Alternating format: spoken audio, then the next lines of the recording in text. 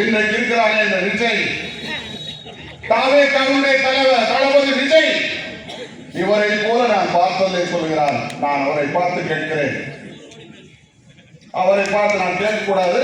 இருந்தாலும் ஒரு இயக்கத்தின் மீது, புரட்சி தலைவர் மீது, தலைவரோடு பயணித்தவர், புரட்சி தலைவர் அம்மாவோடு பயணித்தவர், அண்ணன் எடப்பாடி அவர் பயணித்தவர்.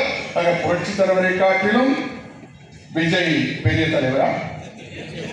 புரட்சி தலைவர் அம்மாவை காட்டிலும் விஜய் பெரிய தலைவரா? நான் எப்படி வேண்டாம் பேசலாமா? உன் வயசுக்கு அப்படி பேசலாமா? நானே உங்களை இப்படி கேட்கக்கூடாது. இருந்தாலும் நான் இந்த கட்சியுடைய மாவட்ட செயலாளர் வகையை கேட்கிறேன். என்ன குழப்பது, என்ன பிழைக்குது, என்ன பிழைக்குது?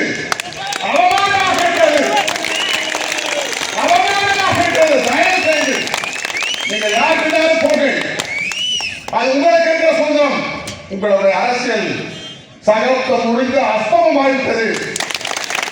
நீங்கள் எங்கே வேண்டுமானாலும் என்று போங்கள், அதை பற்றி கவலை இல்லை. இப்படி நீங்கள் இயக்கத்தில் இந்த அங்கோடு இருந்தவர்கள் எல்லாம் உங்களை விட்டு மீண்டும் அண்ணன் எடப்பாடியார் தலைமைக்கு வந்துவிட்டார்கள். எல்லாரும் அண்ணன் எடப்பாடியார் பின்னாலே இருக்கிறார்கள். இயக்கம் தான் பெரிது. அண்ணன் செங்கோட்டையன் இந்த தனி மனிதன் பெரிதல்ல என்று வந்துவிட்டார்கள். ஆக நீங்க தேர்தலில் நின்னா, முடிவெடுத்து கோபிச்செட்டிப்பாளையத்தில் நின்னா, நீங்கள் 50 ஆண்டு காலம் நான் பார்த்த தலைவர்களை காட்டிலும் மிக உயர்ந்த தலைவராக இருக்கிற விஜய் அங்கே விசிலை கொண்டு வந்து அடித்தார். அடிப்பார்கள் விளையாட்டு போட்டியில விசில் அடித்தார், அவன் அவுட் அடித்தார். அவுட்டு செய்கிற போது விசில் அடிப்பார்கள். அது மாதிரி விசில் அடிப்புகிற நிலைமை வந்துவிட்டது. தயவு செய்து நாவடக்கத்தோடு பேச வேண்டும் என்று நான் இந்த கூட்டத்தின் வாயிலாக கேட்டுக் கொள்கிறேன். யார் போனாலும் யாரை பார்த்து இணைக்க முடியாது. அண்ணா திராவிட முன்னேற்ற கழகம் என்பது ஒரு காட்டாற்று வெள்ளம்.